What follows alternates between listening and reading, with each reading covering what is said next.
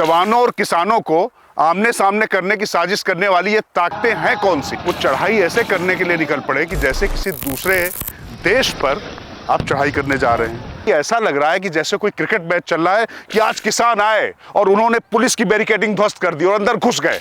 जय जवान जय किसान। जवान और किसान के देश में क्या जवान और किसान आमने सामने हो सकते हैं? क्या ऐसा हो सकता है कि जो लोग हमारा पेट भरते हों, देश का पेट भरते हों, इस धरती को खोदकर उससे अनाज उत्पादे हों, और वो लोग जो सरहद पर चाहे सर्दी हो, चाहे गर्मी हो, चाहे माइनस का टेम्परेचर हो, बारिश हो, तमाम भौगोलिक समस्याएं हों, वो लोग क्या किसी और कोख से पैदा हुए लोग होते हैं? किसान और जवान दोनों एक ही मां की कोख से हिंदुस्तान में पैदा होते हैं। तो जवानों और किसानों को आमने सामने करने की साजिश करने वाली ये ताकतें हैं कौन सी? बुलंद भारत टीवी के डिजिटल प्लेटफॉर्म पर आपसे बात मैं ये इसलिए कर रहा हूं क्योंकि दिल्ली के इर्द गिर्द सरहदों पर ऐसा माहौल बनाया जा रहा है कि जैसे जवान किसानों को रोकने में अक्षम हैं, सरकारें किसानों को रोकने में अक्षम हैं, सरकारें किसानों की मांग मांगने में अक्षम हैं। जब इस तरीके की बातें होती हैं तो कई बार जो किसान कुदाल उठाता है, हल उठाता है, ट्रैक्टर चलाता है और वो भी जवानों जैसी ही तपस्या करता है, परिश्रम करता है, मेहनत करता है, वैसी ही जिजीविषा की ज़रूरत होती है। क्या वो किसान इतना कमज़ोर हो सकता है कि जो पेट भर रहा हो आपका, वो किसान बच्चों को, महिलाओं को, बुजुर्गों को और पूरी जो लॉ एंड ऑर्डर या जो कानून व्यवस्था है उसको इस तरीके से हाथ में ले ले कि ऐसा लगे कि जैसे वो चढ़ाई ऐसे करने के लिए निकल पड़े कि जैसे किसी दूसरे देश पर आप चढ़ाई करने जा रहे हैं। हमने कुछ तस्वीरें देखी, तस्वीरें दिखाई भी गई। कुछ लोगों की तरफ से एक खास एजेंडे के तहत कीलें निकली हुई हैं, बॉर्डर पे गाड़ियां खड़ी हुई हैं, कैंटर खड़े हुए हैं, सीमेंट की बोरियां लगी हुई हैं, पीले रंग की बैरिकेडिंग लगी हुई हैं। चाहे वो शंभू बॉर्डर हो पंजाब और हरियाणा का, जहां पर इस समय सबसे ज़्यादा डेवलपमेंट चल रहा है। किसान बार बार वहां पर किस तरीके से लेकर आ रहे हैं मशीनें, नए नए आविष्कार चल रहे हैं, क्योंकि देखिए किसान से बड़ा वैज्ञानिक कोई नहीं होता है। उसको ये मालूम होता है कि किस मौसम में, किस तरीके की परिस्थिति में क्या चीज़ें उसको उगानी है। लेकिन जब देश में हरित क्रांति की बात होती है तो उस किसान के साथ में इस देश की सरकार खड़ी होती है, क्योंकि सरकार की ये जिम्मेदारी भी है और ये मजबूरी नहीं, उसकी जिम्मेदारी है, क्योंकि अगर वो नहीं करेगी तो फिर कौन करेगा। लेकिन अभी एक र्यूमर जैसा चला, अफवाह जैसी चली, जिस पर बात करना आपसे ज़्यादा ज़रूरी हो गया है। अफवाह ये चली कि किसानों ने जो मार्च करने के लिए दिल्ली का ऐलान किया है, जो तमाम किसान संगठन शंभू बॉर्डर पर डटे हुए हैं, भारतीय किसान यूनियन भी उसमें कूदी है, उस वजह से हरियाणा सरकार और दिल्ली के आसपास की सुरक्षा को देखते हुए केंद्र सरकार झुक गई, क्योंकि उन किसानों को वो रोक नहीं सकती थी। अब सवाल ये है कि कुछ लोगों ने ये कहा था कि भाई वो ट्रैक्टर लेके जो लोग आ रहे हैं वो टैंक लेकर नहीं आ रहे हैं, लेकिन हमने देखा कि ट्रैक्टरों को भी टैंक की शक्ल दी जा रही है। ट्रैक्टर खेत में जुताई करते हुए अच्छे लगते हैं, अन्न की ढुलाई करते हुए अच्छे लगते हैं, दूसरे काम करते हुए अच्छे लगते हैं, लेकिन अगर वो टैंक बन जाएंगे और अपने ही लोगों के खिलाफ वो चलने लगेंगे, अपनी ही जो पुलिस फोर्स वहाँ पर खड़ी है उसके जो बनाई हुई बैरिकेडिंग ध्वस्त करने लगेंगे, तो ये क्या इस देश में जो मैं जवान और किसान की बात कर रहा था, क्या उनके बीच में कोई मैच चल रहा है, कोई संघर्ष चल रहा है? इस तरीके से अपने कुछ निहित स्वार्थों की सिद्धि के लिए कुछ लोग इस तरीके से जो लोगों को आमने सामने कर रहे हैं, क्या ये शोभा देता है? बुलंद भारत टीवी के डिजिटल प्लेटफॉर्म पे सवाल बार बार मैं इसलिए पूछ रहा हूं क्योंकि ऐसा लग रहा है कि जैसे कोई क्रिकेट मैच चल रहा है कि आज किसान आए और उन्होंने पुलिस की बैरिकेडिंग ध्वस्त कर दी और अंदर घुस गए। अरे भाई ये क्या चल रहा है? भारत पाकिस्तान का क्रिकेट मैच चल रहा है, वर्ल्ड कप का कोई मैच देख रहे हैं आप? यहां पर आज से बच्चों के एग्जाम शुरू होने वाले हैं। सरकार ने ये संवेदनशीलता दिखाते हुए, क्योंकि किसानों को जो बात है, किसान कहीं बाहर से नहीं आए हुए हैं, उनको जहां तक रोकने की बात है, तो आपको लगता है कि जो भारत सरकार, मैं एक सरकार की बात नहीं कर रहा हूँ, ना मौजूदा, ना पिछली, ना अगली, कोई भी सरकार, क्या उससे कोई भी ताकत लड़ सकती है?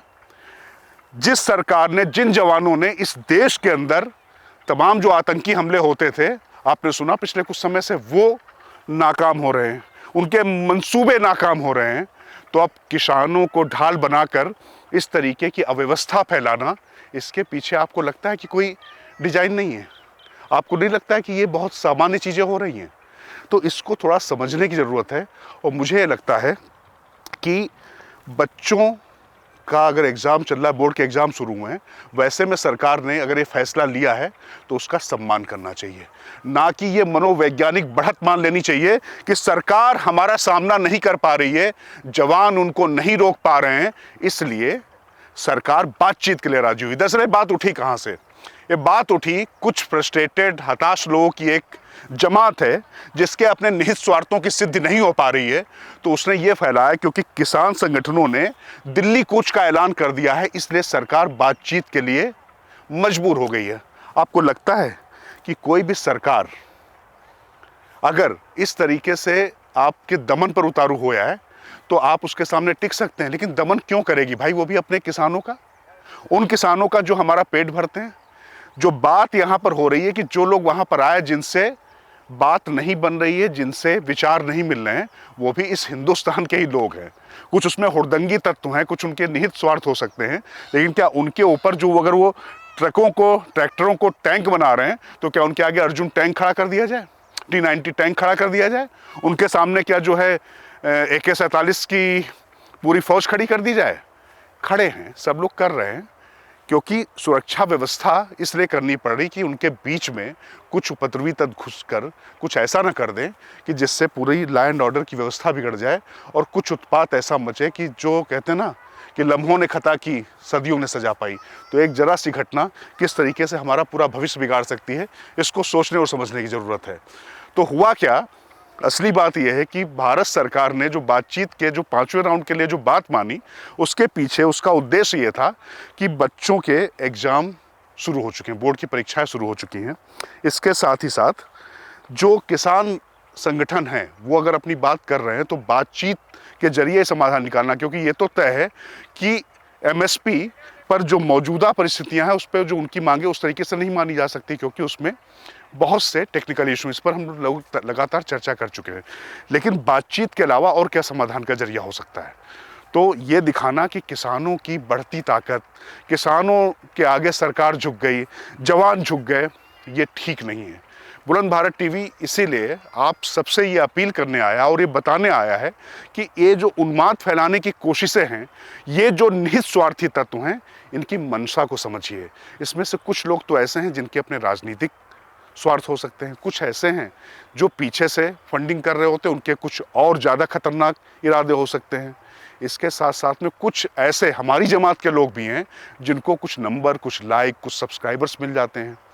ये करना बहुत आसान है, क्योंकि जब भी कुछ आप अगेंस्ट में जाते हैं किसी भी चीज़ के, तो उसके साथ में नकारात्मक चीज़ों के साथ में लोग जुड़ते हैं।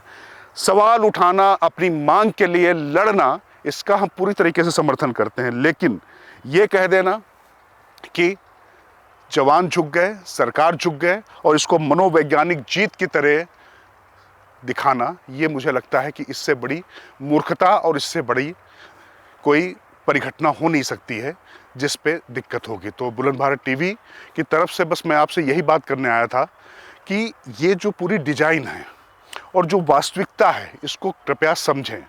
क्योंकि किसानों से जो बातचीत हो रही वो इसलिए क्योंकि कोई भी सरकार अगर संवेदनशीलता से बात करेगी तो करेगी, वरना हमने निर्भया केस के समय में देखा कि पुलिस ने जब चाहा तो वर्षों से चला, मतलब महीनों से चला आ रहा अन्ना आंदोलन, इंडिया गेट से लेकर रामलीला मैदान तक, बाबा रामदेव का वो सलवार सूट पहनकर भागना, उस तरीके से पुलिस का लाठीचार्ज करना, तमाम जो NGO थे उनको, प्रेस क्लब में पत्रकारों को घुसकर तक मारा गया।